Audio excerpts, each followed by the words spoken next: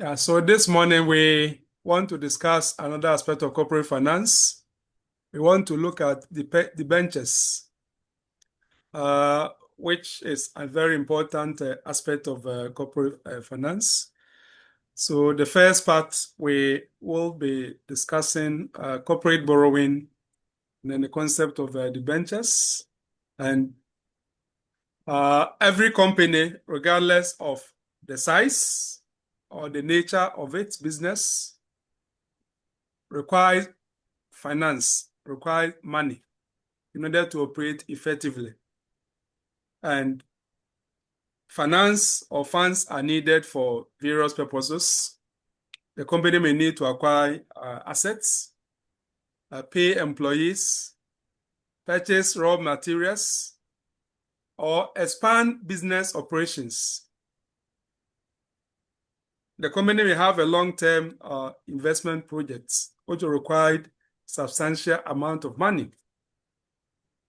And all these are money. So how does a company get funds to meet these obligations?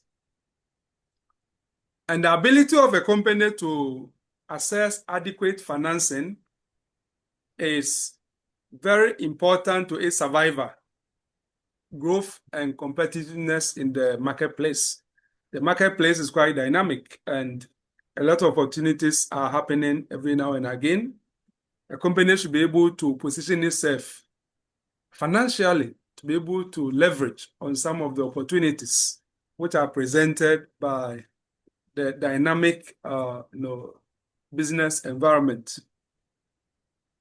So when we look at this from the point of view of the law and also financing, the resources which are used to fund the various activities of the company are generally called the capital structure. And the capital structure, we have looked at component of it already. If you look at the shareholders, a component of it already.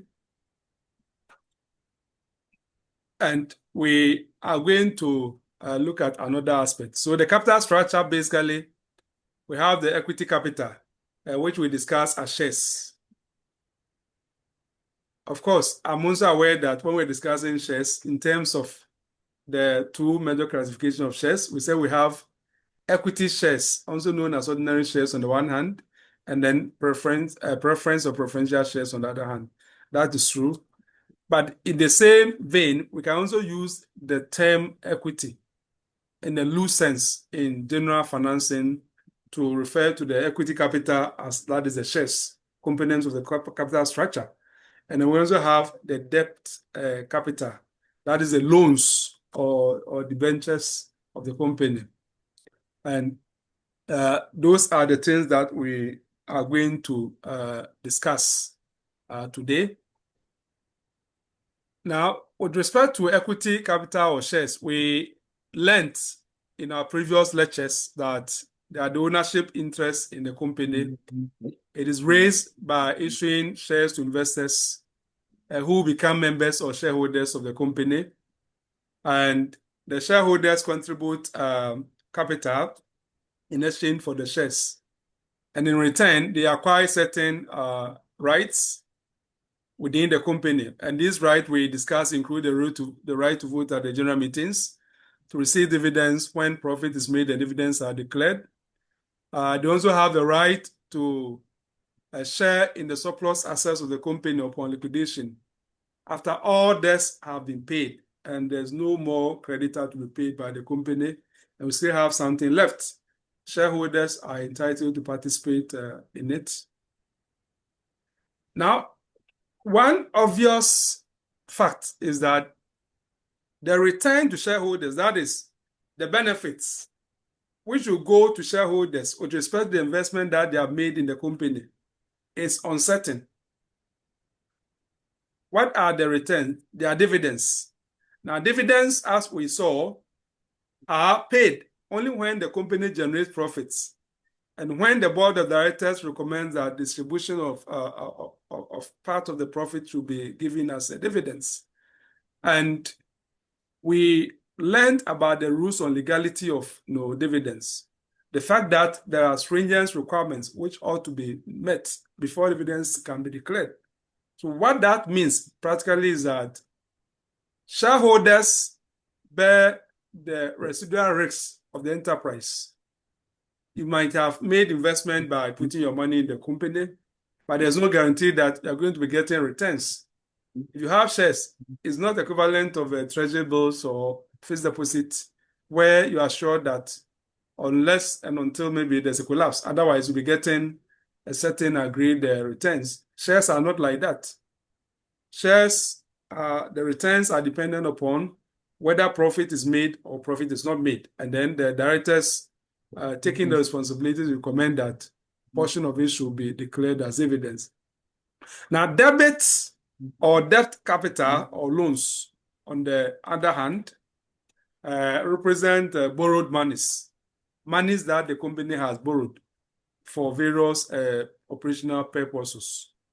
And companies may borrow from various sources, may borrow from financial institutions, may borrow from investors with idle funds, may borrow from other lenders for purposes of financing their activities. And those who lend money to the company, the lenders, they become creditors of the company. They are not owners. Let's take note of that. The lenders are creditors of the company. They are not owners.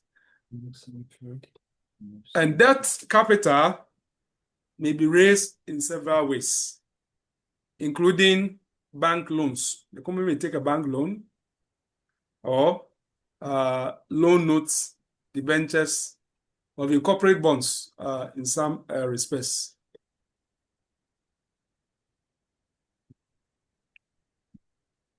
Now let's look at the debenture as a mechanism for corporate borrowing.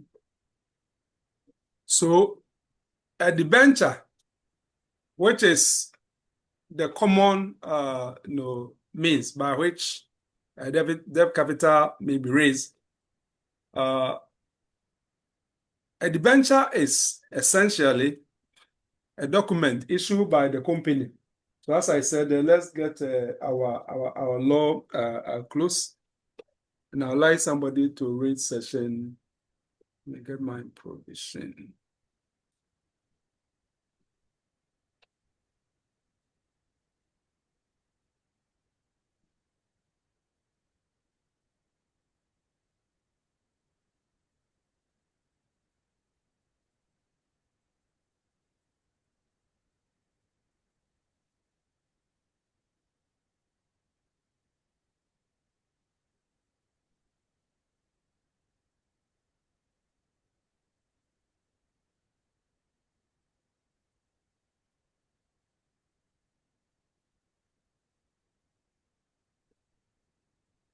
Yeah, so get your Act 992 ready, and I'd like somebody to go to the first schedule to look up. The first schedule provide the interpretation session or definition sessions. So I'd like you to look up the meaning of the word debenture before we come to read section 83, and then we'll be discussing alongside. So I was making the point that debenture is basically a document written. I mean, of course, document is written, so issued by the company, acknowledging that it owes a specified sum of money to the holder and promising repayment in accordance with agreed terms. So the debenture is essentially like a document, a written agreement of debt, by which the company says that yes, we accept that we owe you the amount of money stated on the terms set out in the document. Now, in some cases, the debenture may provide security over the assets of the company to protect the interests of the lender. The debenture holder as a creditor is a lender, is giving money to the company. And when you are giving a loan, you are worried as to whether the debtor, the borrower, will be able to honor the repayment terms. If the borrower will be able to honor it, well and good, but you don't want to take chances. So you may want to get some assurances in the form of a security.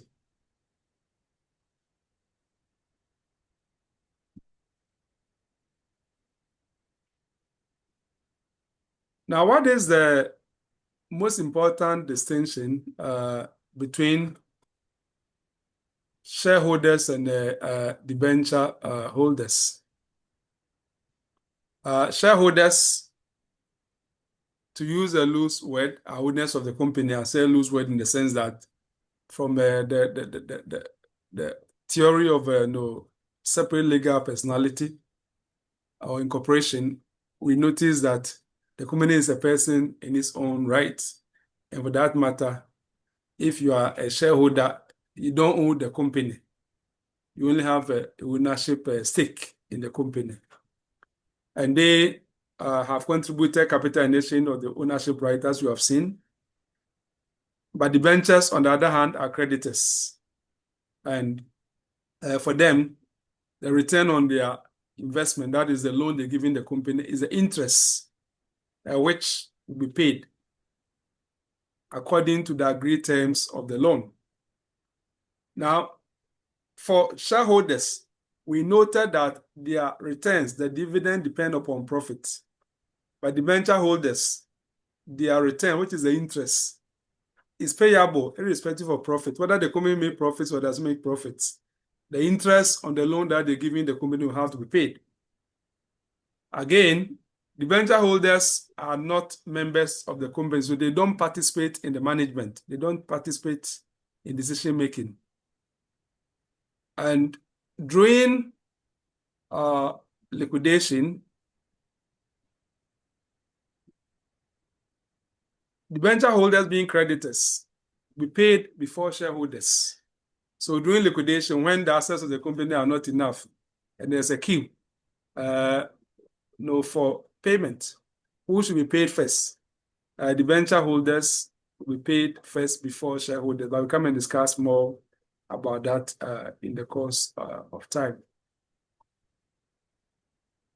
Now, debenture is also seen as a contractual debt instrument. So it's a contractual loan relationship between the company and the lender. And because it is a contractual loan relationship, the terms of it are set out in the debenture instrument or the trust deed, as the case may be. We'll discuss that previously when we read the provisions.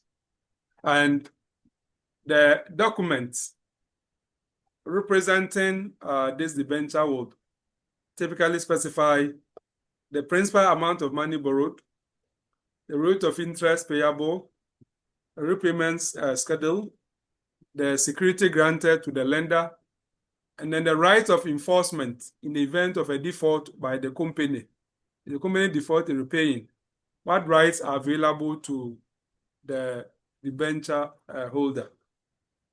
So the company obtains the money that it needs for its operations by issuing the debentures, and then the lender also acquires legally enforceable rights to repayment, and in some cases, security over some of the assets of the company, as it were. So now let's come to the meaning of a debenture. What is a debenture? What does the law say? Yes, the first schedule, what did you find over there? Somebody should read it for us. The first schedule, what does it say?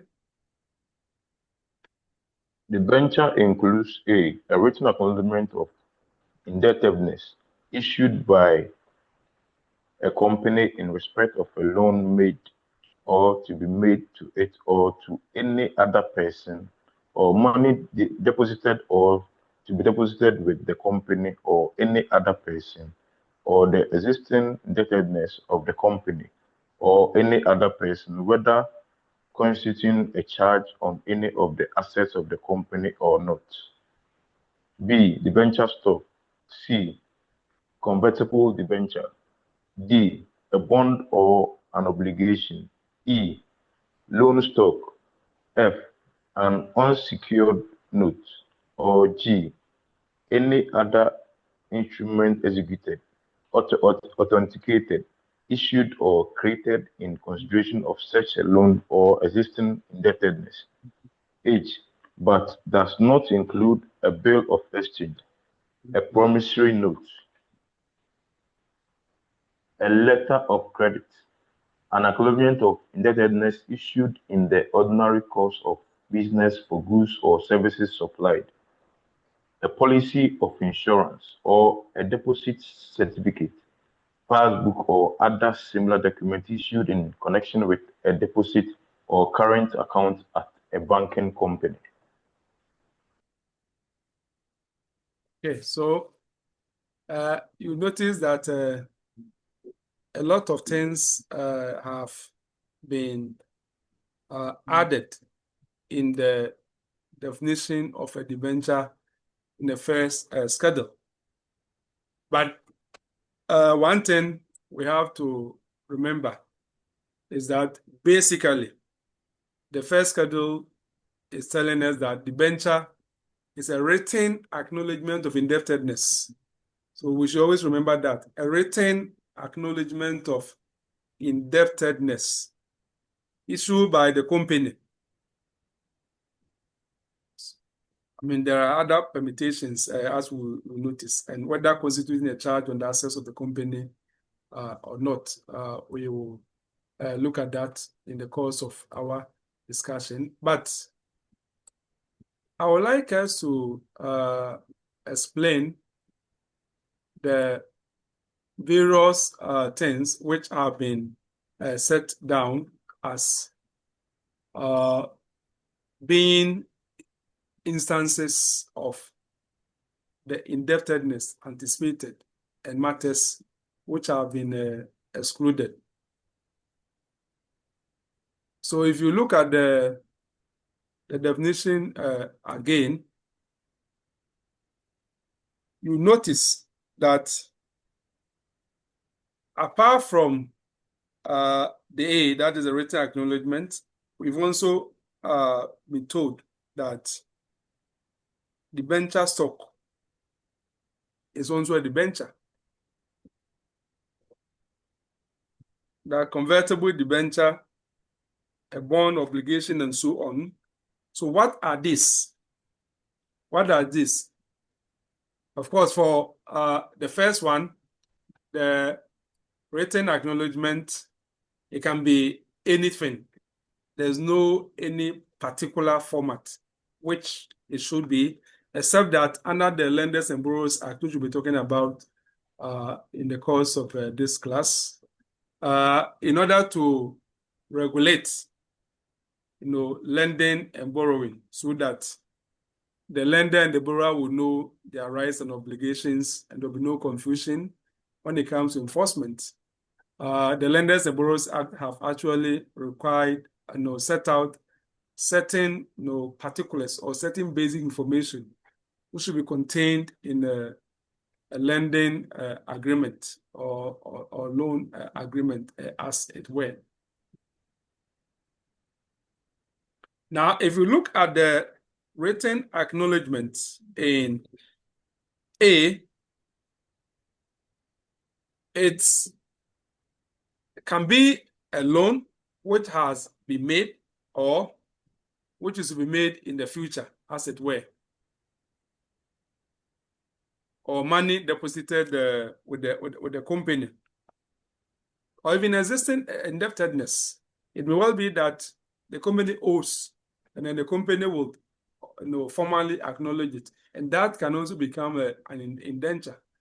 So it doesn't mean that the money is going to come fresh when the acknowledgement is made. It may well be that it is money or some credit which the company has enjoyed already, and is a debt to it, and it will need to formally acknowledge it.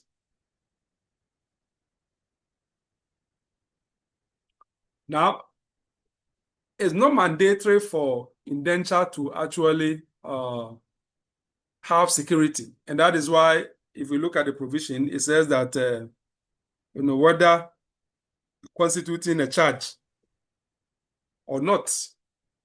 A charge is an encumbrance. A charge is a claim on an asset or a property, meaning that the owner of the asset cannot enjoy the full ownership right as to do with the asset however he chooses because of the particular claim on it in the form of like the charge. It's not all the time that when a debenture is created, there'll be a security in the form of a charge. And that is why the provision or the definition says that whether constituting a charge on any of the assets of the company or not. So we will later be talking about secured debenture, which is backed by a charge over the company assets, and then unsecured debenture, which is just ordinary a contractual promise by the company to repay the money, or what you call like a naked debenture, the same thing as an unsecured debenture. Now, B talks about debenture stock. Debenture stock here, we are referring to a consolidated form of debenture debt. You remember consolidation of shares when we were discussing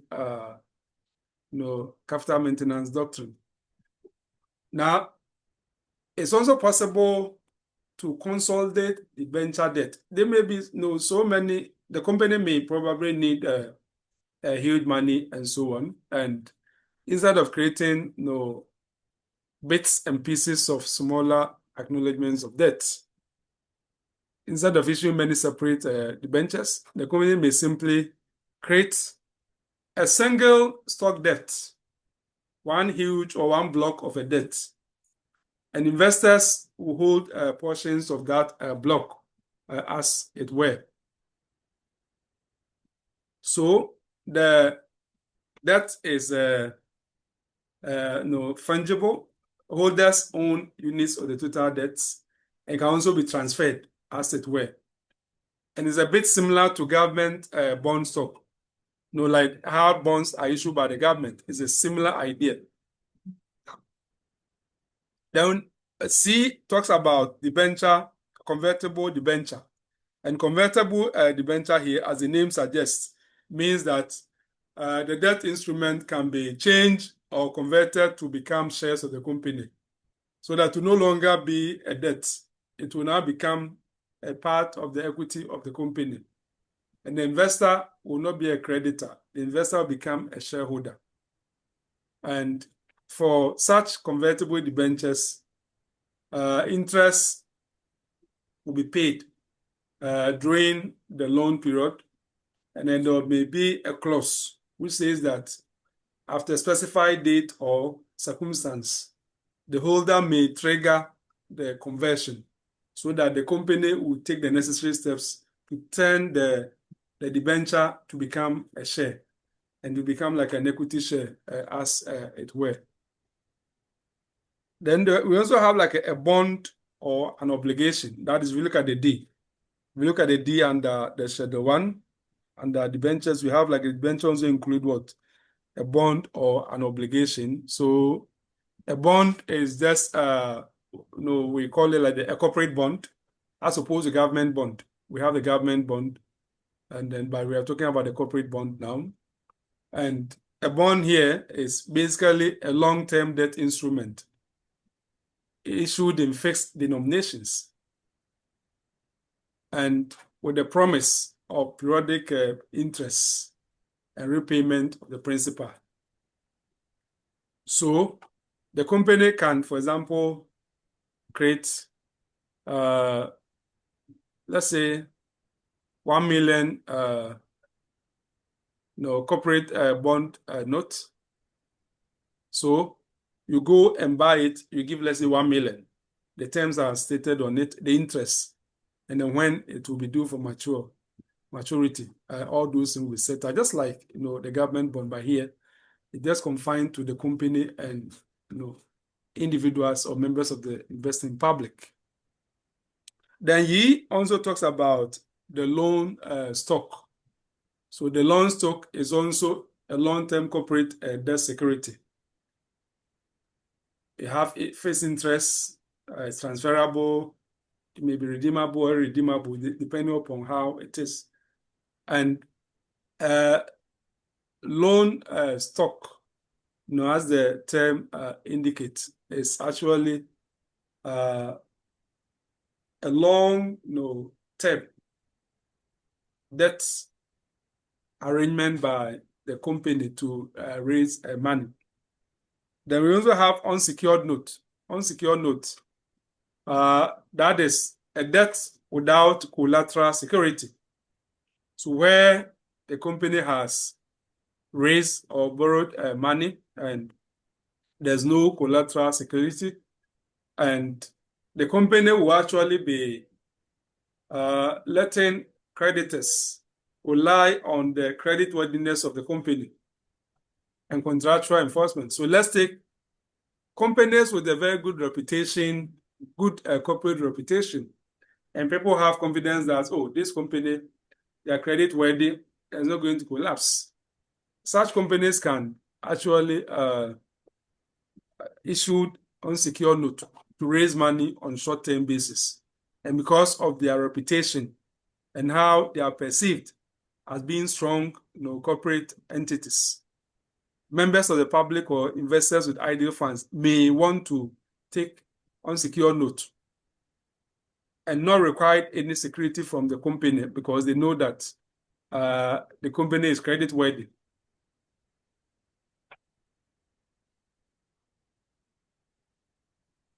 And if you look at the G, any other instrument executed, authenticated, issued, or created in consideration of such a loan or existing indebtedness. So the G is quite elastic, meaning that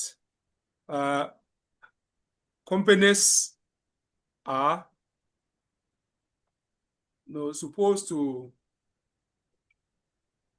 avoid regulations as far as lending and borrowing is concerned. And the lawmaker is very wise. You put in what you call the catch-all phrase or catch-all clause. Any other instrument executed, authenticated, issued, or created in consideration of such a loan or existing indebtedness. So it's not the designation or the label which will give to a certain loan arrangement, which would let the company avoid following the laid down rules which govern debentures. And J is crafted in a very elastic, sweeping way so that it can take care of all manner of arrangements as far as corporate borrowing is concerned. So if whatever you've done is actually corporate borrowing and it acknowledges indebtedness, it will be treated as debenture, despite the fact that you're giving a different name to it. So it's not so much about the name, but whether in substance, what the company has done is actually borrowing and also acknowledging that it owes. If it does, then it is within what is defined as what? As a debenture. And if you look at the definition from H, H contains exclusions. So after defining debentures broadly, we are now told things which should not be treated or which will not qualify as what? As debentures. Things which will not qualify as the debentures. And what are those? Now let me add that those matters which have been set out in H, they are excluded as debentures, despite the fact that they have the character of credit, but for good reason. they are excluded. And I'll explain to you why some of them are excluded the way that they are. Now, these instruments, which have been set out in H as excluded from the scope of debentures, they usually arise in ordinary commercial transactions and not corporate financing. So let's take the first one, bill of exchange. Remember your law on negotiable instruments in commercial law. So bill of exchange is a commercial instrument which is used in trade payments. So if you look at the Bill of Exchange Act, is it Act 55? For example, it has its own regime which governs that. So if someone writes a check, for example, is a bill of exchange. Now, the check which the company has written in favor of, what someone has written in favor of the company, okay? And the check represents the fact that the money will be paid, or the company has written for someone that the money will be paid. Assuming it is dishonored, we have a dedicated legal regime which governs what should happen. And that is why it is excluded from the law dealing with debentures. The same thing applies to promissory note. Promissory note is also acknowledges that, yes, because if someone has a promissory note, it's acknowledgement of debt, but it is in a commercial dealings, not corporate capital raising, and that is why it's excluded from debentures. We also have letters of credit, or what they call the LOC. LOC, or letters of credit, is a banking instrument which guarantees payment in trade. And typically, when it comes to import and export transactions or financing, you will want to import goods from, let's say, China. Now, you are probably not going to pay for the goods upfront, but you may want your bank to guarantee that you pay. So the bank will prepare, let's say, letters of credit for you. And on basis of that, your business partner in China will feel confident that payment is assured. So let me dispatch the goods. But that is still not treated as debenture.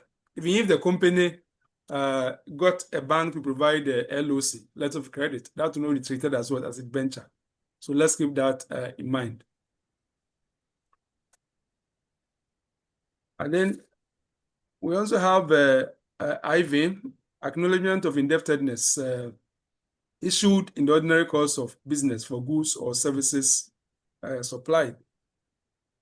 So typically, invoice, okay?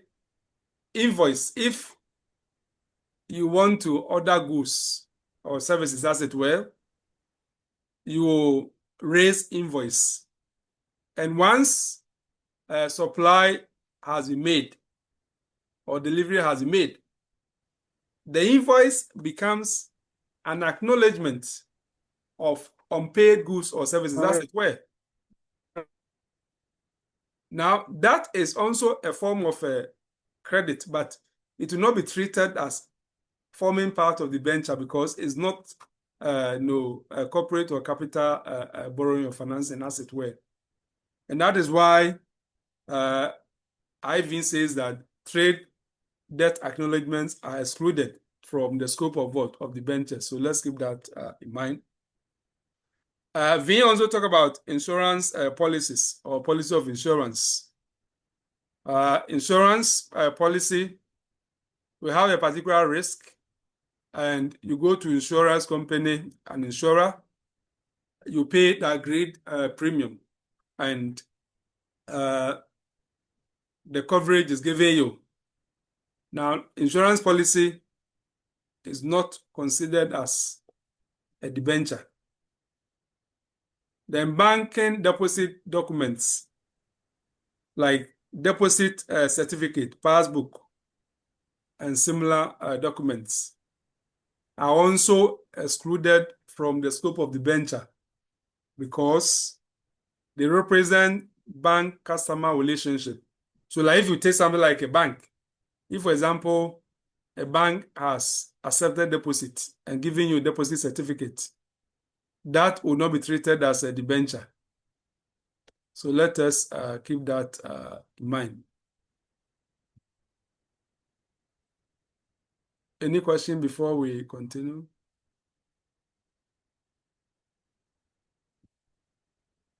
Okay.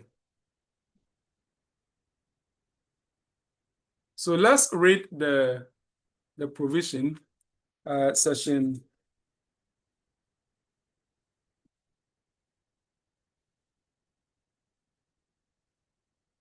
83.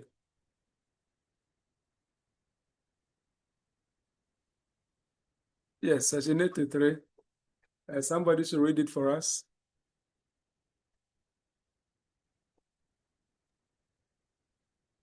Section 83. Issues of debentures or debenture stock. 1. A company may raise a loan capital by the issue of debenture or of a series of debentures or of debenture stock. 2. Debentures of the same series shall rank at the same rate in all respects, although they may be issued on different dates. 3. Instead of issuing debenture acknowledging separate loans of the company, the loans may be funded by the creation of debenture stock of a prescribed amount, part of which represented by debenture stock certificate may be issued to separate holders.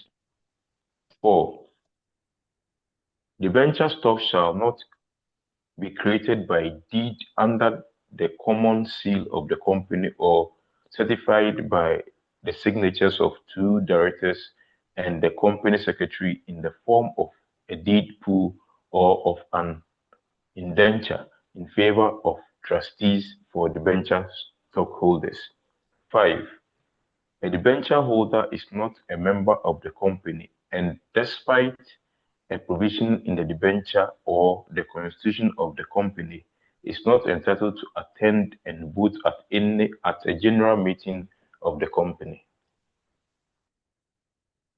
Okay, thank you. Yeah. So if we look at the law, the provision we just read, section 83, in principle, the company has the authority or the power to raise debt through the issuance of the debenture stock. And the source of power to issue debenture stocks, if it is not, for example, forbidden by the company's constitution, then the company's act does not block it. Of course, the company's constitution may put some restrictions there and says that, so particularly when it comes like a major transaction, we met the concept of major transactions the last semester. Do you remember what you call major transactions? Hello, do you remember what you call major transactions?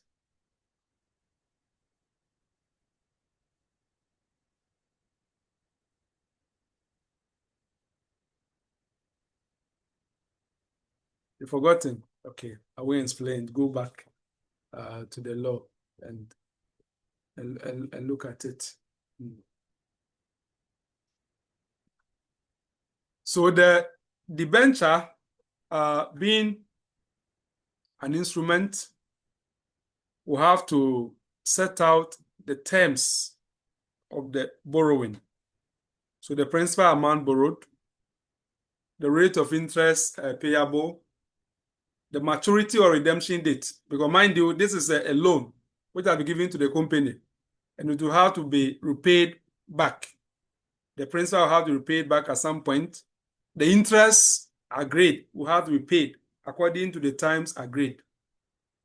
And if there is any security which will be granted over the company assets, that will also have to be spelled out in the debenture instruments. And the rights of the debenture holders in the event of a default will also have to be set out in the debenture instrument. Now, if we look at the provision that we read, you notice that it talks about two things. It talks about debenture simpliciter, isn't it? And then it talks about debenture stock. For debenture simpliciter, let's suppose that the company needs money and says that we are prepared to raise debentures, maybe about 1,000 debentures of 10,000 Ghana cedis each to different investors. So if you want to raise, let's say, 1,000 debentures of 10,000 Ghana cedis each, how much money are you going to get? 1,000 times 10,000. That will give me about 10 million Ghana cedis. But here, you are going to give it to different investors, and each of the 1,000 debentures is worth 10,000 cedis, as it were. So a specific loan is issued to an individual lender or investor. And for that matter, each debenture is a separate acknowledgement of debt, just like the illustration that I provided. Now, when it comes to debenture stock, on the other hand, it represents a consolidated debt fund created by the company. So instead of the company giving separate debt instruments, the company will convert the debt into a single fund divided into units. So investors will be given portions of the debenture stock rather than individual debentures. And it may let debenture stock resemble share, but in form, but not in substance or legal effect.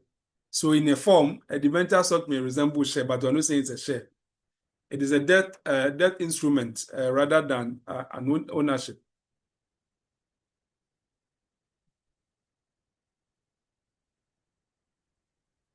Then there's also a security for debentures from the provision that I read. It is possible for the company to create debentures and use some of its assets, either generality of the assets or specific assets as a security. In which case, we have what we call like a fixed charge if it's a specific assets, and then floating charge if it's a class of assets. But we'll be discussing this a little bit more as a sub-theme on its own. When it comes to issue of debentures, just like shares, it is the duty of the directors. The directors that will mostly have to make a decision in terms of how much money to be borrowed, the interest rate payable, the maturity of the debenture, and the security to be granted.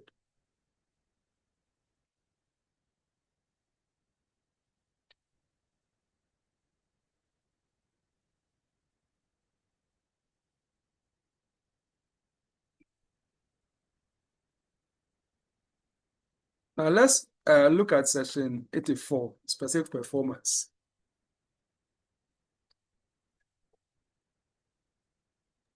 Section 84. Section 84. A contract with a company to take up and pay for any debenture of the company may be enforced by an order for specific performance. Good. So before we explain this provision, in contract law and other areas of the law, when we say specific performance, what does it mean? Yes, my regular students, this question is for you. Specific performance, what does it mean? Sir, you were specific about the relief that you were seeking from the court. Okay, that is true, but can you explain? I mean, you are correct, but can you explain further? let's say I'm seeking for about 400,000 cedis from the court. I should be specific about it. It shouldn't be general. General reliefs. I should be specific. Outline it one by one. What kind of reliefs that I'm seeking from the court? No. My lord. No, that is not it. My lord, can I come in? Yes. Specific performance is the enforcement of the original intent, the original intent of the contract of the parties. The parties in the contract, what they initially set out to achieve, or the original intent, when the court is enforcing that intent to come to pass as the specific performance. Yeah, so basically, specific performance, the contract has created certain obligations or duties. And you want the court to compel the defaulting party to carry out exactly what the contract said it should do. And usually when we are discussing even the margins of equity, when we say that equity will suffer no wrong to be no wrong to be without or without remedy. And one of the things we cite is the illustration of specific performance.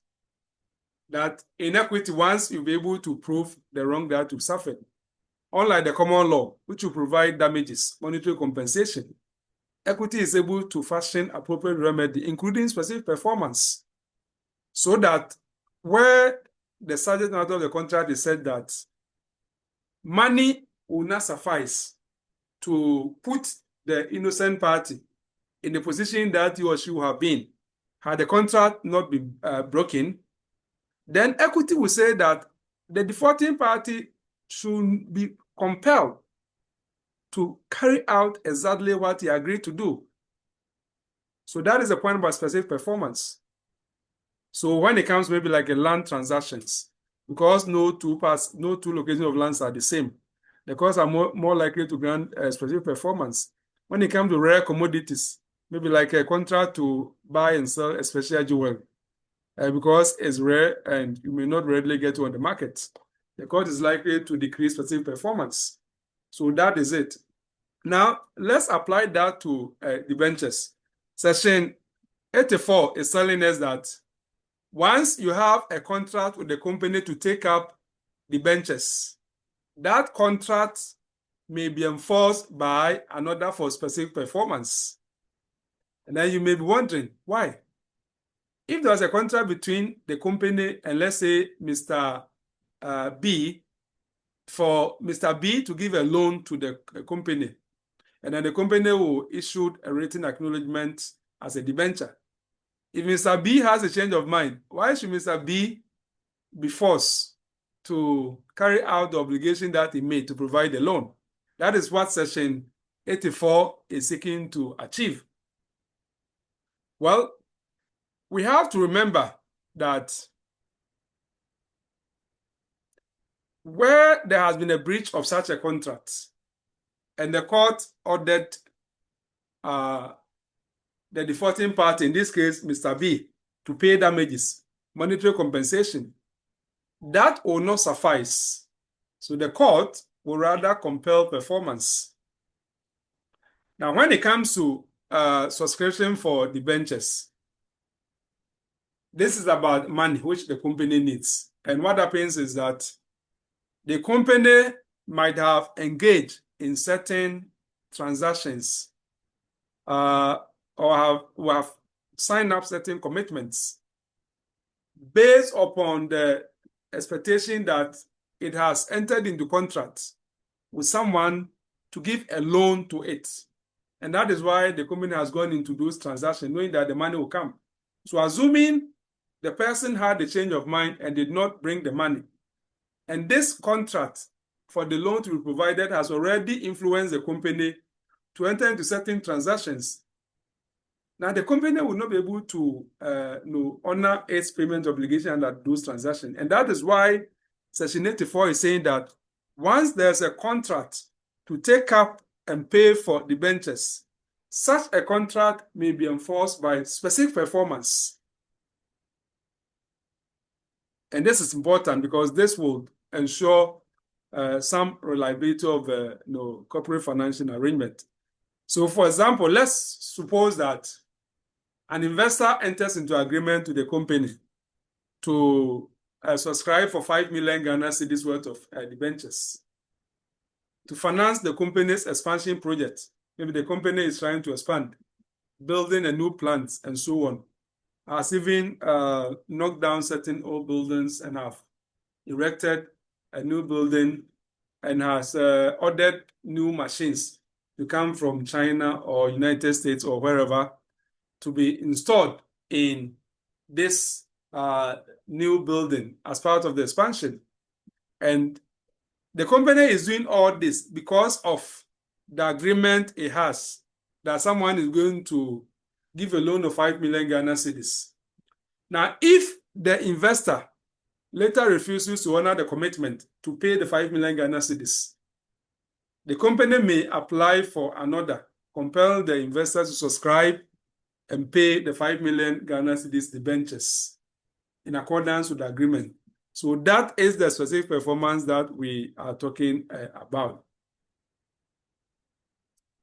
Now let's talk about documents relating to debentures. So let's start with the section 85.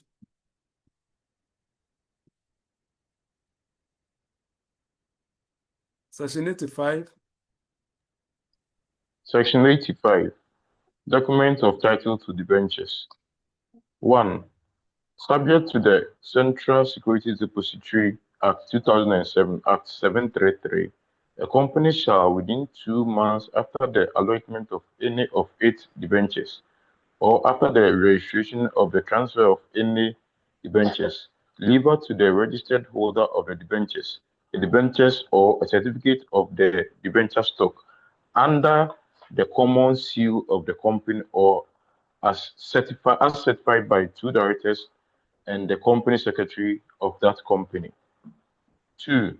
Where a debenture or debentures or debenture stock certificate is defaced, lost, or destroyed, the company, at the request of the registered holder of the debenture, shall issue a certified copy of the debentures or renew the debenture stock certificate on payment of a fee prescribed by the company and on the terms as to evidence and indemnity and the payment of the out of package express of the company investigating the evidence that the company may reasonably require. 3. Where a company defaults in complying with this section, the company and any officer of the company that is in default is liable to pay to the registrar an administrative penalty of 250 penalty units. 4. On an application by a person entitled to have the debentures or debenture stock certificate delivered to that person, the court may order the company to deliver the debenture stock certificate and may require the company and that officer to bear the cost of and incidental to the application. Okay, thank you. Yeah, so to start with, we have to remember that a debenture transaction involves a series of interrelated documents. And these documents regulate the lending relationship between the company and individual lender or between the company and group of lenders. And the documents will define the rights, obligations, and enforcement mechanism governing the loan, which will be given to the company. And typically, the documentation relating to debentures will be the loan agreement or the credit agreement, the debenture instruments, debenture certificates, or debenture trust deed. And so for the loan agreement, we've talked about it earlier on. It will set out the basic commercial terms of the loan arrangement between the company as a borrower and then the lender. So the amount to be borrowed, the interest, and so on, as we have seen. So that one is pretty straightforward. Then, in terms of the debenture instrument, it is a document which formally acknowledges that the company owes, and it will also set out its own terms. The amount, for example, related to the debenture, if there's a security on it, the nature of the security, the particular assets, are there restrictions on the company's ability to dispose of the charged property and so on. All these things will be set out. Then we have the debenture certificate. A debenture certificate is issued to the debenture holder as evidence of ownership of the debenture. And just as we saw share certificate when we were discussing shares, a debenture certificate functions in a manner similar to a share certificate. So therefore, the certificate records important details such as the name of the debenture holder, the amount secured by the debenture holder, the interest payable, and the date of issue. And then debenture certificates may also indicate the fact that the debentures are transferable, as the case may be, meaning that the loan that A has given to the company and is evidenced by the debenture certificate, A may be able to transfer it to B. So like, some kind of assignment, so that A will no longer be the lender or the creditor to whom the company will have to make the repayment. It will now become B when the transfer or the assignment has taken place, as the case may be. We also came across a debenture trust deed. Debenture trust deed and debenture trust deed are issued to a large number of investors. And for that matter, it may be impractical for each debenture holder to enforce the rights individually. So you create a deed, you create a trust arrangement, okay? You create a trust, but this trust is for a specific purpose. A trust for the trustee to hold the debenture trust deed, and then the trustee will stand in for on behalf of the various investors who have contributed money related to the debenture stock, as it were. So the trust deed will contain provision relating to the duties of the trustee, the meeting of that. So that the trustee is like the link between the company and the various debenture holders in terms of monitoring if the company is repaying the agreed interest, the principal, and so on. So he will serve as a liaison between the investors and the company. So all this will have to be set out there. Now, the section 85 that we just read, talking about the debenture certificates. The certificates, just as we saw in the share certificate, provides or performs various functions. One, the debenture certificate provides evidence of the debt owed by the company, and this is very important. It's evidence of the debt owed by the company. So the certificate confirms that, yes, the company acknowledges that it owes, let's say, Mr. A or Mr. B, as the case may be. And again, the certificate also facilitates transferability of the debentures, as it were. So if the debentures are transferable, it will be indicated on the face of it, and it can be transferred to another person. And again, the certificate also assists in the administration of the debenture register. Just as you have like the share, the membership register, you also have like a debenture register, so that we are able to have a clear picture of the various debenture holders against the company, as the case may be. What is the legal effect of statement in the debenture certificate or debentures? What is we saw the effect of statements contained in the share certificate. And if someone, for example, has relied on it and has suffered a loss, what the legal implications are. So let's look at section 86.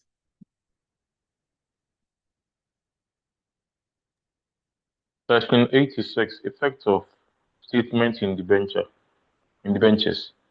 1.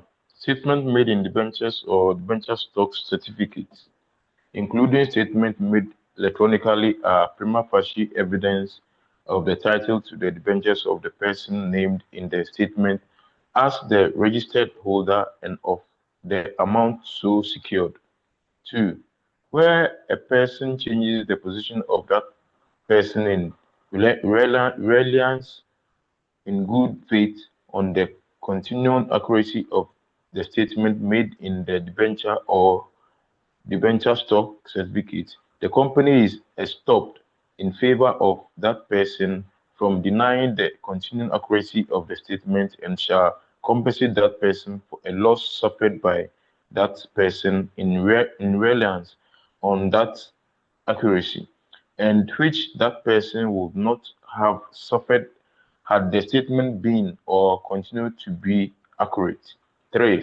Subsection 2 does not derogate from a right the company may have to be indemnified by any other person. Good.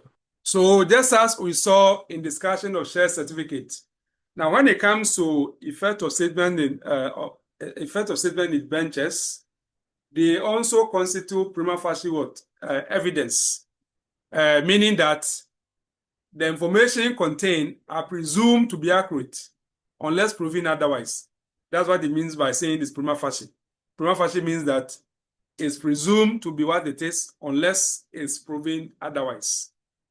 So the holder of the certificate does not need to produce additional evidence to prove ownership of the debenture or the amount of the debt to third parties. And mind you, you can use your debenture certificate as a security in another transaction, because your debenture certificate is evidence of acknowledgement by a particular company that the company owes you the amount of money stated thereon.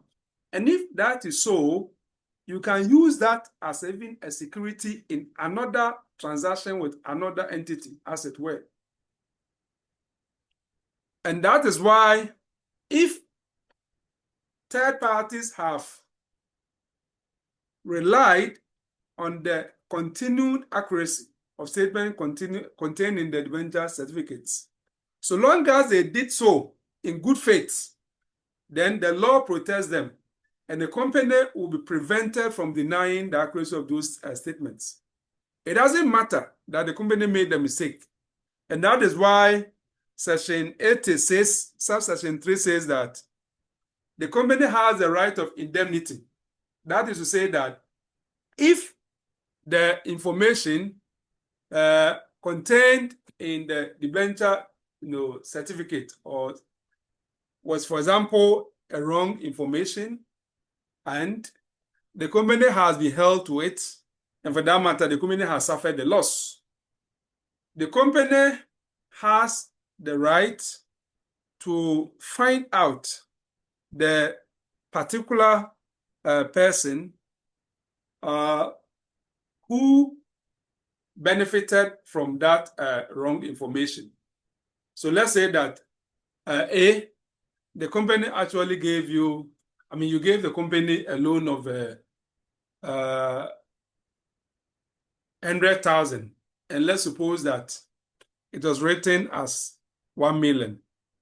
And you've gone to use the certificate to raise another transaction. You have gone to maybe buy or something on credit, and you use your debenture as a security.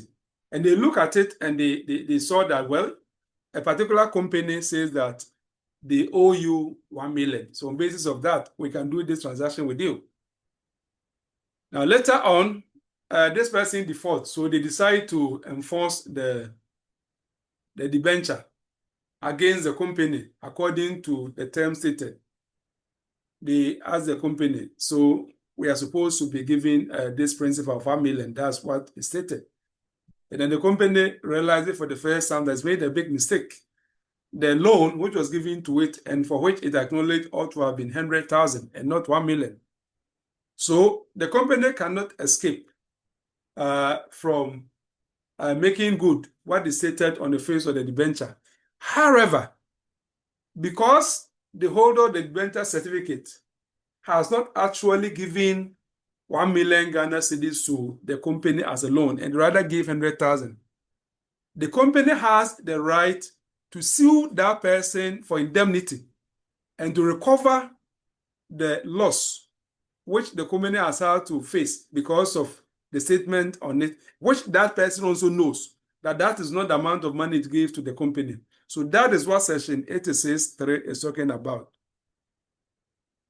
And of course, not only that person, if the recording or the writing was done by an officer who didn't do his work well, that person can also be sued as part of the company trying to get indemnity.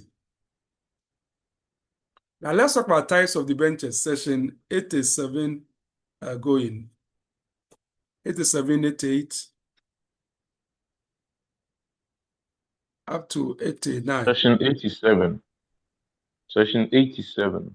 Perpetual debentures. A condition contained in a debenture or in a trust deed for securing any debentures shall not be invalid by reason of the fact that the debentures are by that condition made irredeemable or redeemable only on the happening of a contingency, however remote, or on the expiration of a period, however long. 88. Convertible debentures.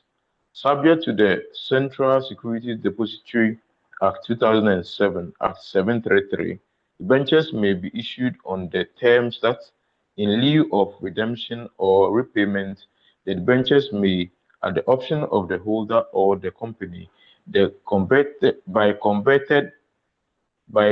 converted into shares in the company on the terms that are stated in the debentures. 89. Secured or unsecured debentures. 1. Debentures may either be secured by a charge over the property of the company or may be unsecured by a charge.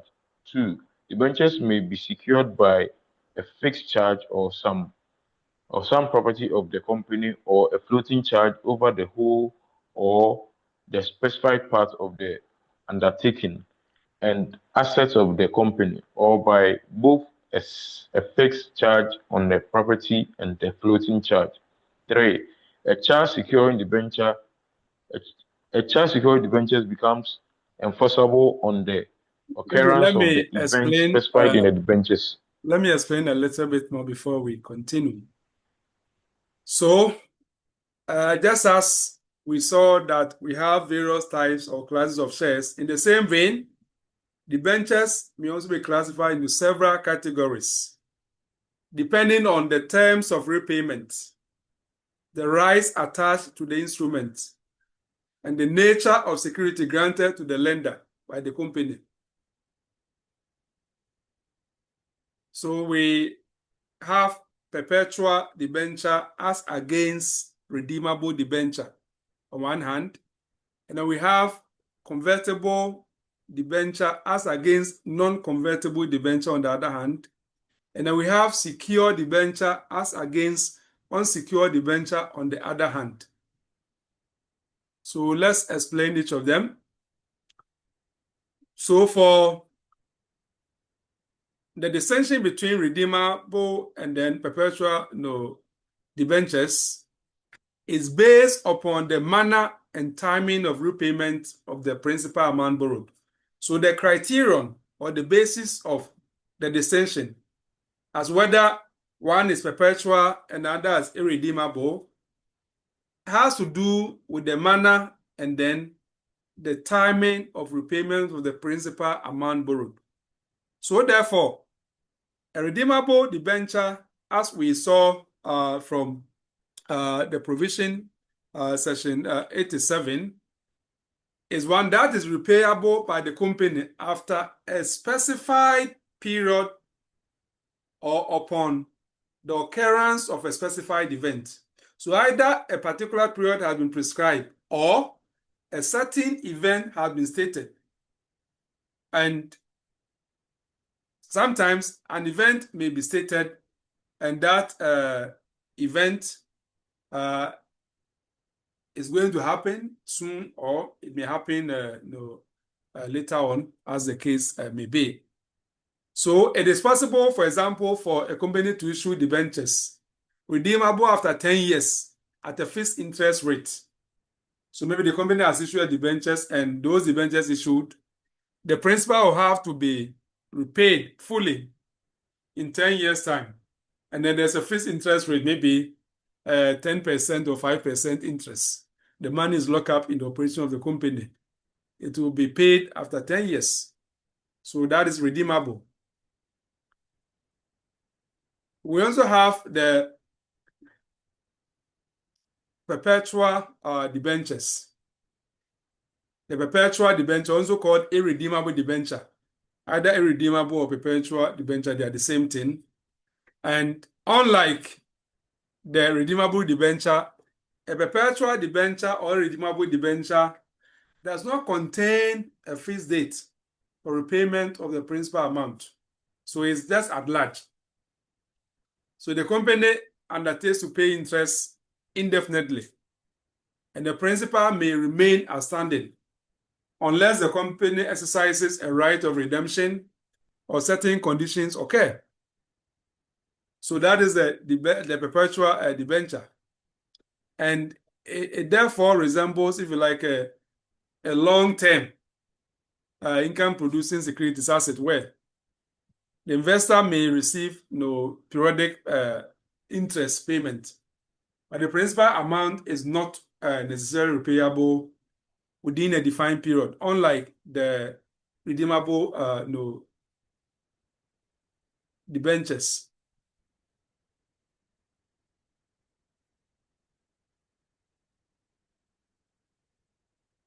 And if you look at section 87, it emphasizes that a debenture is not invalid merely because it is made irredeemable or redeemable only upon the occurrence of a remote contingency. So, for example, if somebody created a debenture and said that this debenture will be redeemable upon the coronation of the next king of England or upon the ensuement of the next Gamanche or the next Asante, nobody knows when the throne or the stool is going to become vacant. Only God knows. So that is the remote contingency we are talking about. So what it means is that when that contingency occurs, then the debenture has matured. It will have to be repaid in terms of the principal. Now, we also have convertible and non-convertible debentures, as we mentioned. So the basis of the distinction here relates to the rights granted to the debenture holders to convert their debts into shares of the company. So if one is given the right to be able to convert the debenture or the debt to become a shares, then that is a convertible debenture. If it is not given that right, then that is non-convertible debenture, as it were. So for the convertible debenture, the terms of the creation will specify. We'll put a clause which the debenture holder may trigger so that the conversion will take place. And then when the conversion takes place, a debenture holder will cease to be a creditor and becomes what? A shareholder. So here is a very unique model of trying to do corporate finance because it combines the features of both debt and equity financing. It's a debt in the first place because it's a loan which has come to the company. But inside of this loan, especially the principal being repaid back, that will not occur. The holder will elect to have it converted into shares. So, for example, maybe a debenture may provide that after 3 years, the holder may convert the debt into ordinary shares at a predetermined conversion price, and that will be it. Let me lock your mic.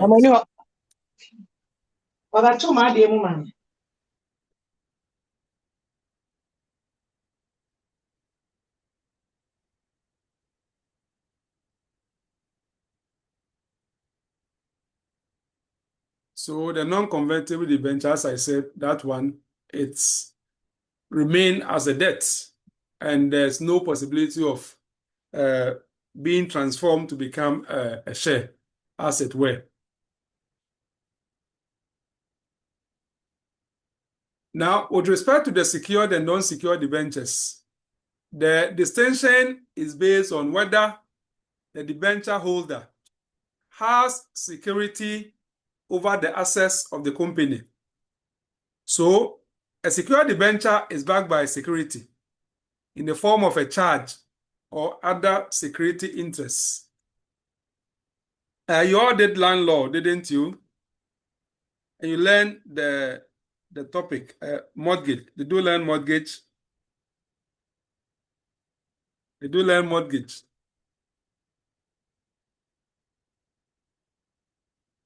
Or your equity and succession?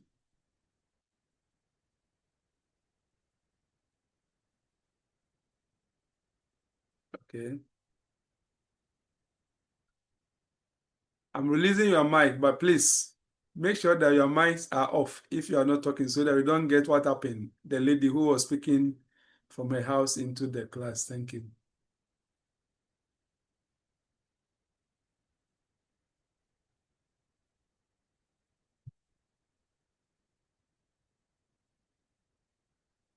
Yeah, so a secured debenture is supported by security in the form of a charge or other security interests over the assets of the company. And what is a charge? Go to the first schedule of the company's act and read what a charge is for us. It's at page 302.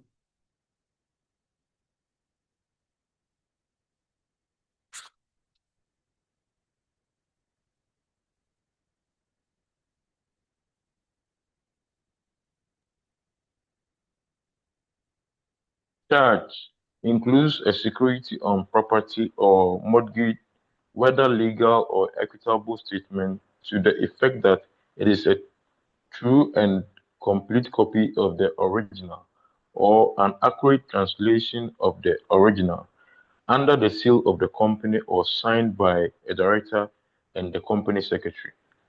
Okay. So a debenture, the secured debenture may be backed by security in the form of a charge, as we have just read from the first schedule. And the security may also take the form of a fixed charge or a floating charge.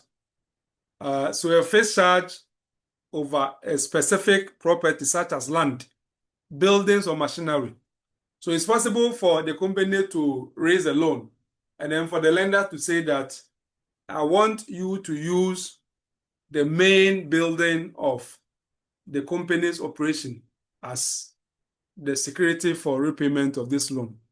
So that will be a fixed charge because it's over a specific property. Or it may be a floating charge over a class of assets. Maybe a bank may give a loan to the company and says, okay, you want a security over all the inventory or the stocks, whatever is in the the warehouse, we want to use it as security at every point in time. So here, it's not over a particular or specific asset, as over a class of what assets. And that is why it's a floating charge. We'll come and discuss it in detail.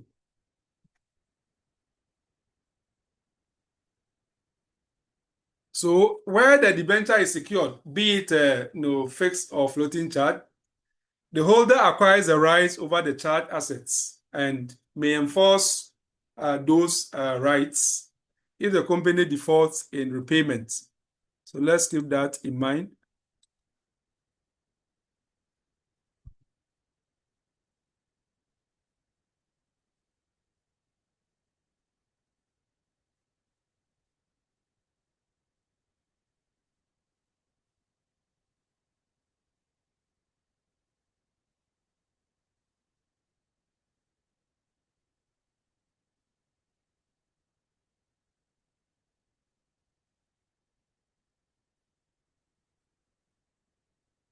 Now we also have unsecured debentures.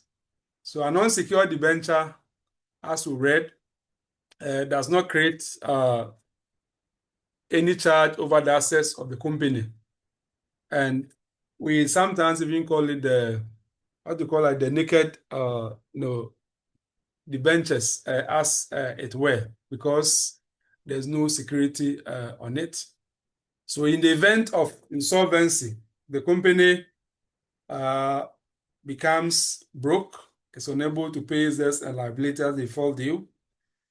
And if it's put on the path of liquidation, unsecured debentures will rank alongside unsecured creditors generally, and will get their money paid only after the secured creditors have been paid. So this secured and unsecured has to do with, should things get bad and we are all in a queue to get paid by the company, who will be ahead of the queue?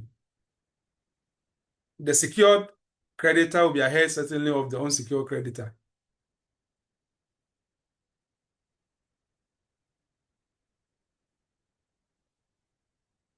Now, when he was reading section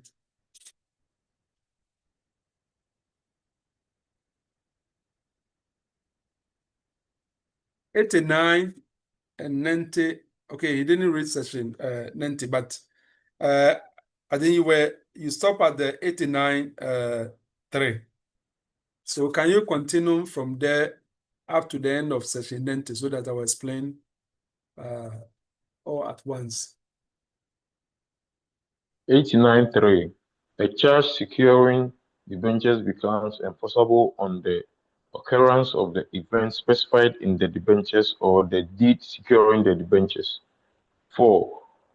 Where legal proceedings are brought by a debenture holder to enforce the security of a series of debentures of which that holder holds part, a debenture holder shall sue in a representative capacity personally and on behalf of other debenture holders of that series and section 205 shall apply.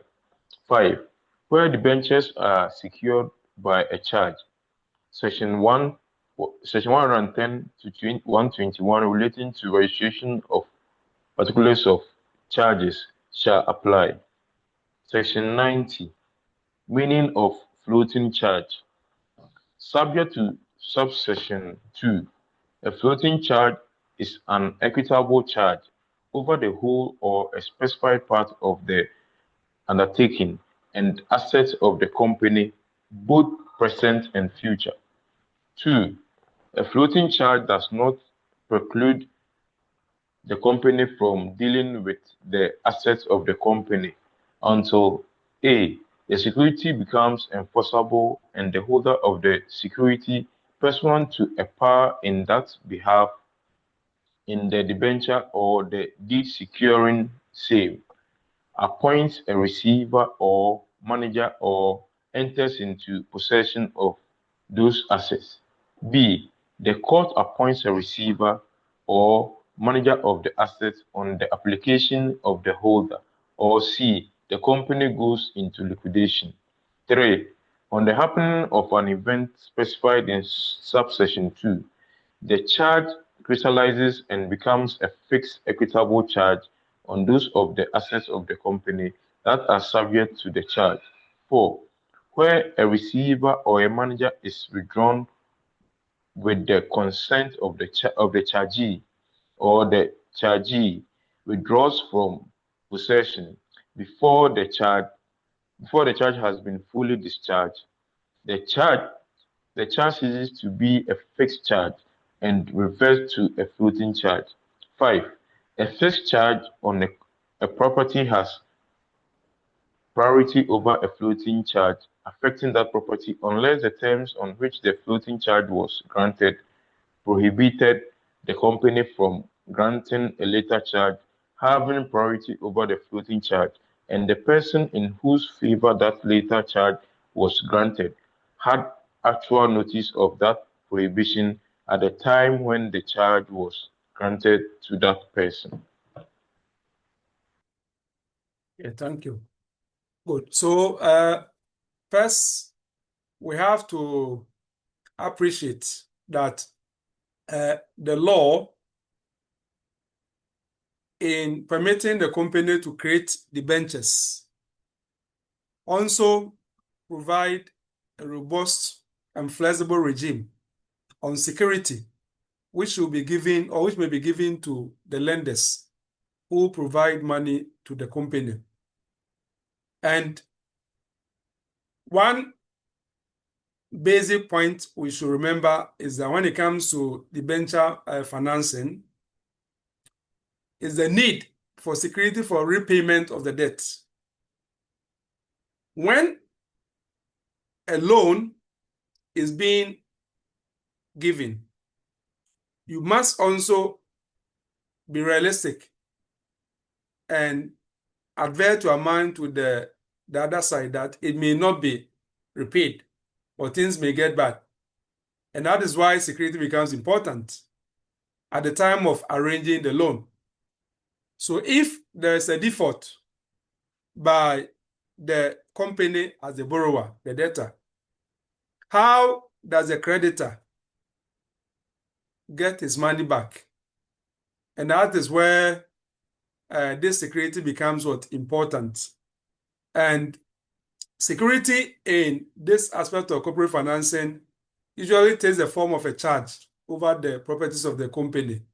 And as we saw in the definition from the first schedule, a charge is basically a proprietary interest created in favor of the lender over specified assets of the borrower as a security for the repayment of the loan. I mean, if you want to simplify the definition in the first schedule, that is what it is. A proprietary interest created in favor of the lender over specified assets of the borrower or unspecified assets of the borrower as security for repayment of the loan. So we have a fixed charge over specific property, a floating charge over undertaking assets of the company, or a combination of both. So we can have a loan arrangement in which the security given to one lender is at the same time a fixed charge and then a floating charge, because it may be necessary for the specific assets to be used as security and also for some circulating assets of the company. And that is why there could be a combination. Now let's take each of these two and then explain and then know the distinction very well. So a fixed charge, we have noted that it is created over a specific identifiable assets of the company. So let's keep that in mind. A fixed charge relates to specific identifiable assets of the company. And one important feature of a fixed charge is that it attaches immediately to a particular asset or group of assets and restricts the company's ability to deal with those assets without consent of the lender. When we say it attaches immediately, that is to say that as soon as a fixed charge is created, because it relates to a specific asset or group of identified or identifiable assets, the security which is created has immediate effect, meaning that the freedom or the autonomy of the company to deal with those assets which constitute the fixed charge is curtailed. The company cannot deal with those assets as and when it chooses. No, it will need permission of the charge holder before it can deal with the assets which constitute the fixed charge. And that is why we say that an essential characteristic of a fixed charge is that it attaches immediately to the particular assets or group of assets. And for that matter, it restricts the company's ability to deal with those assets without consent of the lender. So examples of assets over which fixed charges may be created include land, buildings, plants and machinery, motor vehicles, equipment and fixtures. All these could be used as assets over which a fixed charge may be what? May be created. But of course, lenders will usually go for a high value assets, maybe such as land or factory buildings or specialized machinery. And one thing about these fixed assets is that they are relatively stable and do not change frequently. And that is why they are suitable as a collateral. So what are the characteristics of a fixed charges? One, it attaches to specific property. It attaches to specific property. So the assets, which is the subject matter of the fixed charge, must be clearly identifiable. So that is very important. It must be clearly what? Identifiable. So a debenture may create a fixture over the company's building, a factory building, as we indicated. And again, if you look at the Lenders and the Borrowers Act 1052, if you look at section 85 of Act 1052, that is the Lenders and Borrowers Act, for example, it has a provision to the effect, which I quote, collateral identification includes A, in the case of a vehicle, the vehicle identification or chassis number, mark or attached to the body frame of the manufacturer. B, in the case of other movable property, the serial number, mark on or attached to the property of the manufacturer. And C, in the case of immovable property, the plot number, land title registration, or this registration number, or geographical coordinates of the land or building. So, in terms of section 85 of Act 1052, all these are specific assets in respect of which a fixed charge can be created. The second characteristic of a fixed charge is that under a fixed charge, the lender exercises a degree of control over the charge asset. So the lender, that is the person providing the money, exercises control over the charge asset. What this implies is that the company cannot dispose of or otherwise deal with the asset without consent or permission of the charge holder. If the company attempts to do any of such things without the consent of the charge holder, that will be a breach of the terms of the debenture. The third characteristics of a charge, fixed charge, we can identify is that fixed charges generally enjoy priority in insolvency. When there's insolvency or the company is winding up, either if it's, for example, if it's an insolvency, it means the company is not able to pay its debts and liabilities as they fall due, and then by operation of law is forced out of what? Existence. So we need to gather its asset, whatever is left, and pay those that have legitimate claims against the company, certainly including creditors. And for creditors, it's like a forest. We have different types of creditors. So we have secure creditors, unsecured creditors, and so on. And for secure creditors, we have fixed charge holders and then floating charge holders. So for a fixed charge holder, it will enjoy priority over floating charge holder during insolvency, meaning that a fixed charge holder will get his debt paid first before, if some is left, it will be used to pay those having a floating charge. Now, what is a floating charge then? A floating charge is radically different from a fixed charge. Instead of attaching to specific assets immediately as applies to a fixed charge, a floating charge is rather created over a class of assets that may change in the ordinary course of business. It's not over any particular asset. It's over class of assets which are changing in the ordinary course of business. So as you read section 90 for us, a floating charge is an equitable charge over the whole or specified part of the undertaking and assets of the company, both present and future. And if you look at the statutory definition, it's quite important because it expresses the flexible and dynamic nature of floating charge and floating assets. Floating charge, for example, can apply to the whole of the undertaking of the company.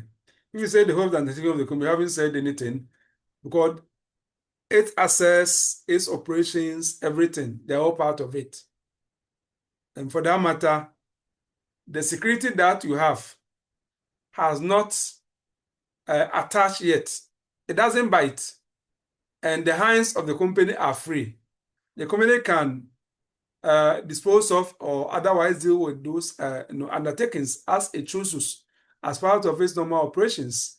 Unlike a fixed charge, where the company cannot deal with the assets over which there's a fixed charge unless it obtains consent of the charge holder.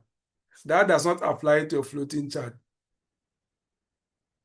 So example of assets commonly subject to floating charge will include stock in trade, inventory,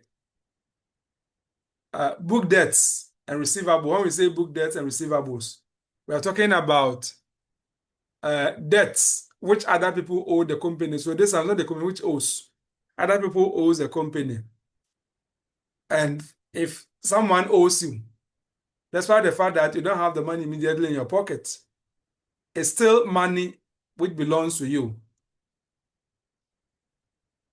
But because it's not paid, it's not in your pool of revenue. And that's why it's treated as part of the assets over which there can be a floating charge. Although in the English case of a Risk Spectrum Plus, and in the cases of the Real Bright Life, and then Gorman, Agnew, a lot of interesting discussion went on in the English court regarding the legal feasibility or viability of creating a charge, like creating, for example, a fixed charge or floating charge over book debts. So we will discuss that before we leave here. Raw materials can also be used as a floating charge. And one thing you can see is that all these examples were given, the assets which are constantly changing. Raw materials, for example, if you have a cycle of production, you get the raw material, you take it through the cycle of production, manufacturing, it's consumed or exhausted, you bring another one. So constantly it's changing. And that is why if you look at the case law later on, we'll be told by Lord Magneton that floating charge is, for example, is ambulatory, it hovers, and it continues to hovers until crystallization has taken place for it to fasten onto some particular assets. But until then, it hovers. It does not apply or attach to any particular assets.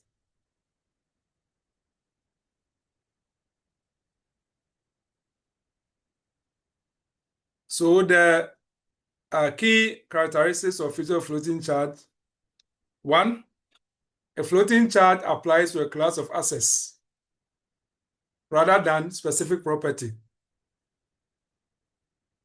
unlike fixed charge as you saw.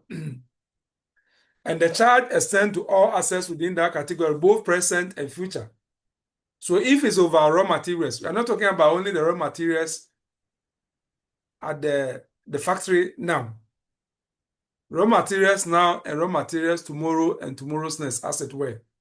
So it applies to assets within the category now and in future until crystallization has taken place. 2, the assets subject to the charge change in ordinary course of business. For example, stock in trade may be sold and replaced. Let's say that you have something like furniture manufacturing company. You produce the furniture, put it in your showroom. People come and buy them. You produce, you put them there. So they are sold and replaced every now and again during the life of the charge until crystallization occurs. Number 3, the company retains control over the assets until crystallization occurs. Unlike fixed charge, where right from day one, the creation of the charge, the company hands are tied and the company cannot dispose of or otherwise deal with the subject matter of the charge without consent and recourse to the charge holder. In the case of floating charge, the company has autonomy. The company has the freedom to deal with assets as it chooses until the security has actually crystallized. So the company is free. The company can use it, sell it, or deal with it any other way without going to the lender, as the case may be. But certain events may occur, such as a default, as we saw, such as a default, like the company has defaulted in repaying according to the agreed repayment, as we have seen.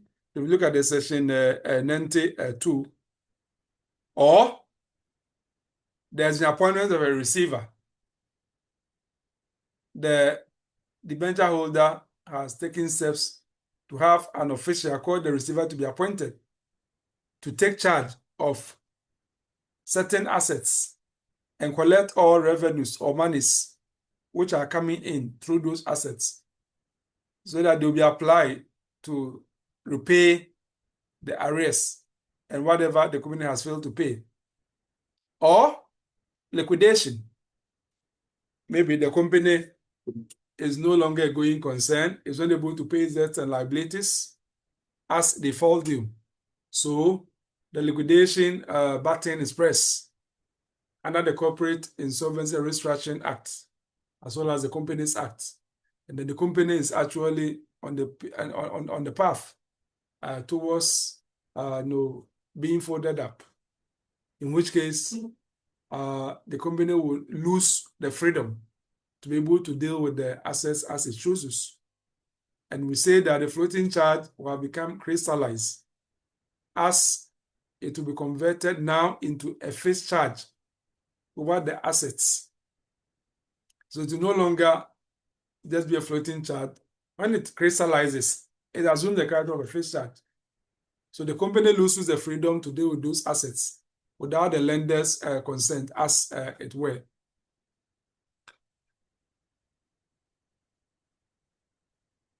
And if we read the literature on secure transactions law, especially from England and Wales, you notice that, and if you read the case law, the floating charge concept is one of the wonderful creation of English corporate law ingenuity, because it enables the company to use its assets as a security and get the money that it needs to be running. At the same time, the company is not inhibited. The company is given the freedom to use those assets to carry on operation and trading in order to generate more revenue and income to be able to repay the debt. And then the lender is also assured that should the worst happen, he has something to look up to.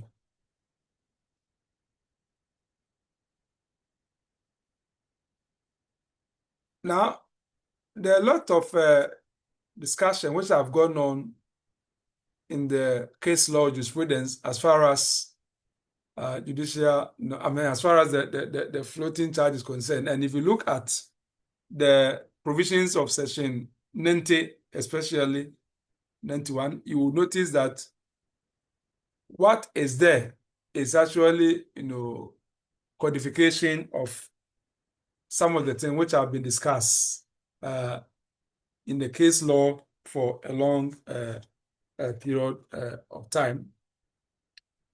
So, for example, if you take the case of government stocks and other security investment company against Manila Railway Company Limited,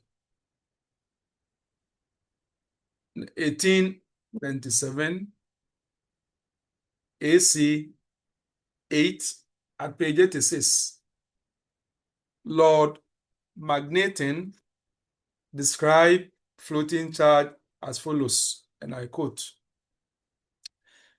"A floating security is an equitable charge on the assets of the time being of a going concern. It attaches to the subject charge in the varying condition in which it happens to be from time to time. It is of the essence of such a charge that it remains dormant until the undertaking charge ceases to be a going concern, or until the person in whose favor the charge is created intervenes.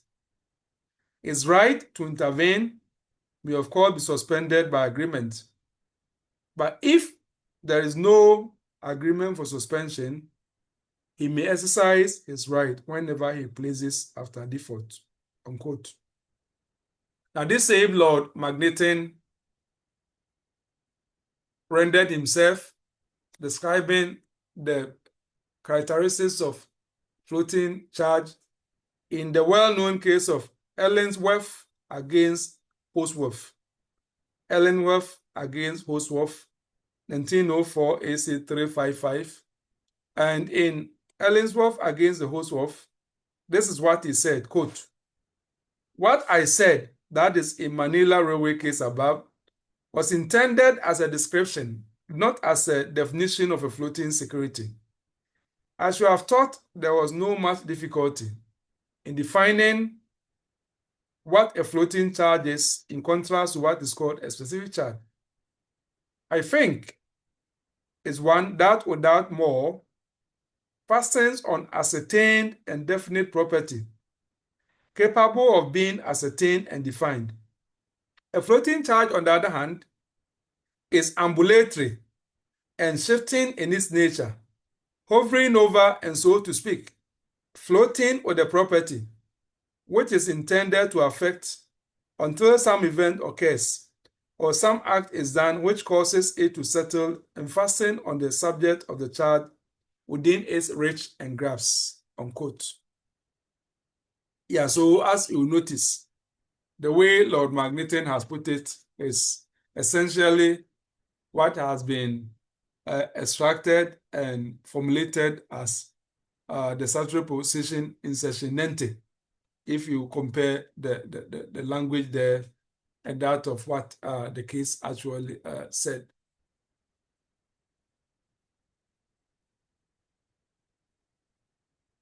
And again, if we look at the case of a Ray Yorkshire Woolcombers Association Limited, it provides what we may also call a classic judicial definition of a floating charge. Lord Justice Roma put it beautifully.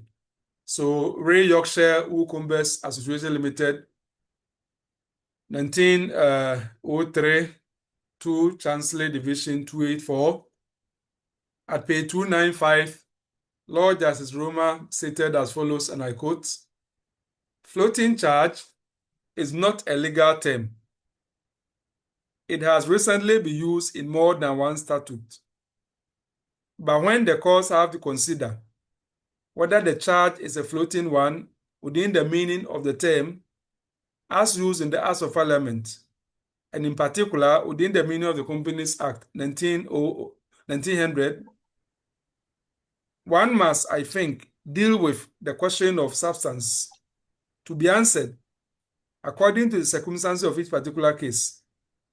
I certainly do not intend to attempt to give an exact definition of the term floating charge, nor am I prepared to say that there will not be a floating charge within the meaning of the Act, which does not contain all the three characteristics that I am about to mention. But I certainly think that if a charge has the three characteristics that I'm about to mention, it is a floating charge. 1, if it is a charge on a class of assets of a company, present and future. 2, if that class is one which, in the ordinary course of the business of the company, will be changing from time to time. And 3, if you find that by the charge, it is contemplated that until some further step is taken by or on behalf of those interested in the charge, the company may carry on its business in the ordinary way as far as concerns the particular class of assets I'm dealing with, unquote. So these were the descriptions, or in terms of the features, which Lord Justice Roma provided as far as a floating charge is concerned. And if you look at these definitions, these characteristics, the charge is over a class of assets of the company, present and future. 2, the class of assets is one which, in the ordinary course of the company business, will change from time to time. And 3, until some future step is taken by on behalf of the charge holder, the company may carry on its business in the ordinary way and deal with the assets subject to the charge. Now, if you look at these three characteristics, these are what have been reflected in the Companies Act, which we have. So that is the point we are trying to remind you of.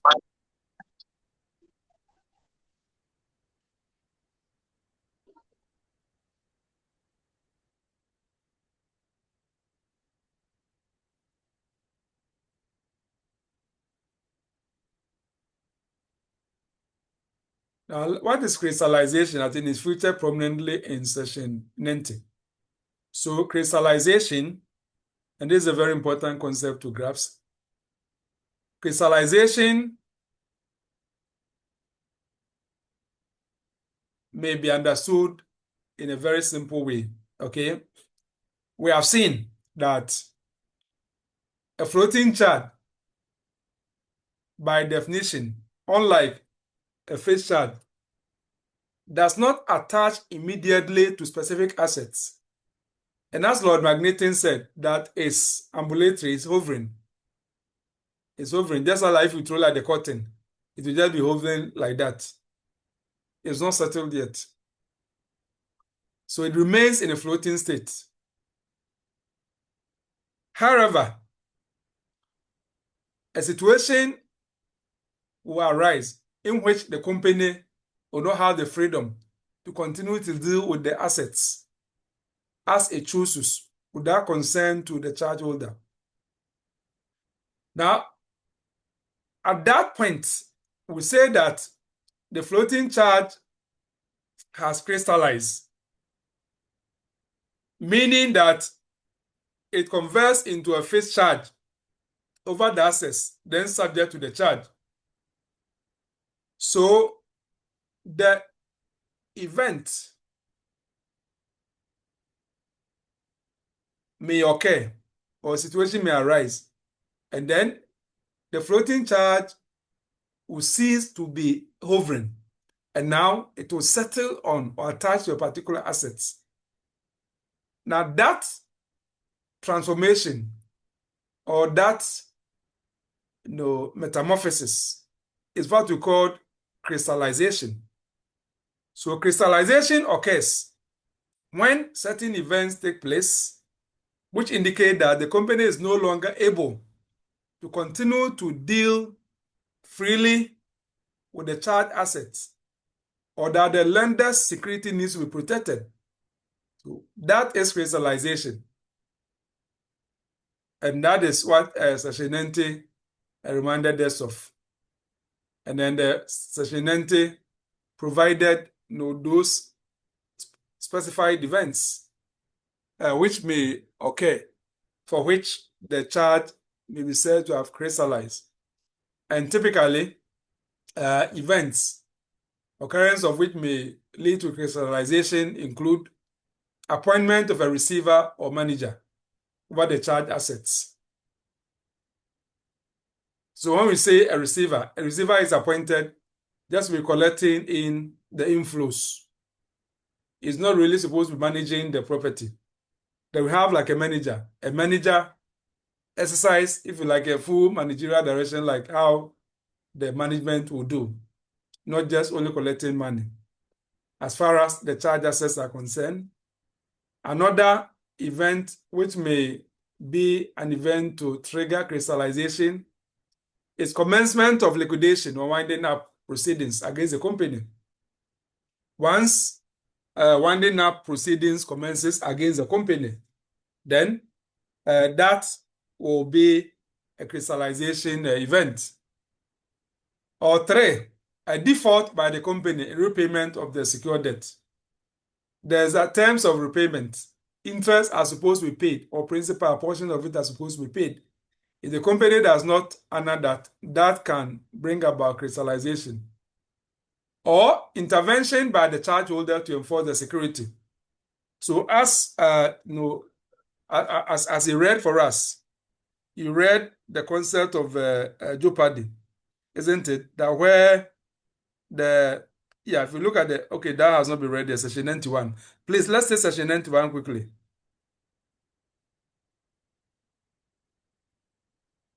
Section 91. Section 91. Powers of the court. Where a fixed or a floating charge becomes enforceable, the court may appoint a receiver, and in the case of the floating charge, a receiver and manager of the assets subject to the charge. 2. In the case of floating charge, the court may, although the charge has not become enforceable, appoint a receiver or manager of the certified that the security of the debenture holder is in jeopardy. 3. The security of the debenture holder is in jeopardy if the court is satisfied that events have occurred or are about to occur which render it unreasonable in the interest of the debenture holder that the company should retain power to dispose of its assets. 4. A receiver or manager shall not be appointed as a means of enforcing debentures not secured by a charge. All right, thank you. Good. So there may be intervention by the charge holder to enforce the security. If, for example, it is suspected that the assets which constitute the subject matter of the charge are in jeopardy, you don't have to fold your hands and let things get worse. You need to move. And that is why the provision says that even though the charge might not have become enforceable in the sense that the actual terms specified have not matured or ripe, in view of some extraordinary developments which have the effect to endanger the future of the security, you can move and the court would allow a manager and a receiver to be appointed, as it were. So all these are called crystallization clauses or events of default clauses, which will trigger crystallization. And it is possible for even the debenture itself to create conditions which will automatically trigger crystallization. It may, for example, says that crystallization will automatically happen if the company fails to pay interest when due, or the company ceases to carry on business, the receiver is appointed, the company becomes insolvent. So once any of these specified things occurred, automatically, then the floating charge will cease to be a floating charge, and then the company will not be able to have the freedom to deal with or dispose of the assets as it chooses without recourse to the charge holder. So, in a nutshell, we could say that crystallization represents the point at which the floating charge ceases to float and attaches to the specific asset of the company that fall within the class of the property covered by the charge at that moment. And this transition is very important. So transition from the security arrangement now becoming a more rigid form of control over the assets. The company cannot deal with the assets as it chooses anyhow. What is the legal effect of crystallization? And I think when we exhaust that discussion, we will, okay, because of other lectures, I think we have to end here. We'll continue next time from here. So if there are any questions, we take it. Yes, Eric.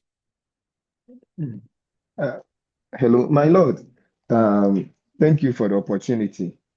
I want to really find out what determines the classification for the various debentures, whether a person is a secured secured debenture holder or unsecured.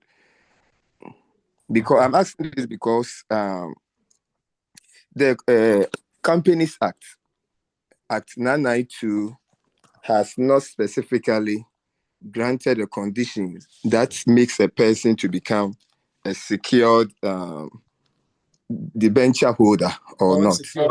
Oh, please, look at section 89. I think we read it.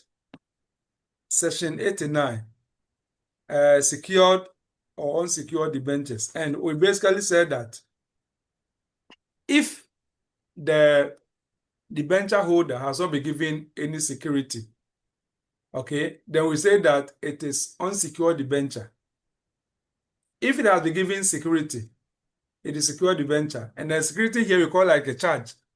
And it's one of two categories, a fixed charge and then a floating charge. Yeah, so there's a statutory basis for the categorization of the debentures as being secured and unsecured. And that is section 89 of Act 992. Okay, my lord.